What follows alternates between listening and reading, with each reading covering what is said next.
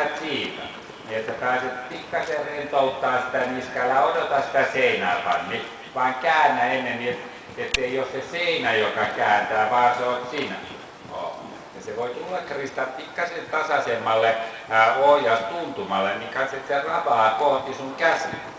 Että pääset ohjaamaan tietoista. Vähän aikaisemmin, tässä odotit. Älkää odottako, ettei tulee seinä eteen, joka pakottaa teidät kääntämään. Teille tarvitsee aina tehdä ihan niin kuin vaikka lävistäjääkään ihan loppuun asti. Te haluatte mieluummin nähdä, että kääntää. Oikein. Se hartia rento.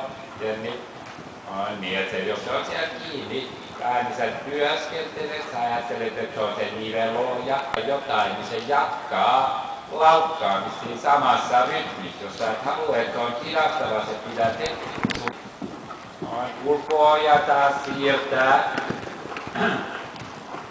Te menette heti teidän ylävartalon kanssa siihen radin rytmiin. Pitää toimia, teillä pitää olla olo, että siellä teidän alla tapahtuu ja että ne tulee kohti sellaista rauhallista, tasasta, pehmeää tuntumaa. Se on vähän tämän päivän teema se, että saatte pidettyä sellaisen hyvän, pehmeän kontaktin sinne hevosen suuhun.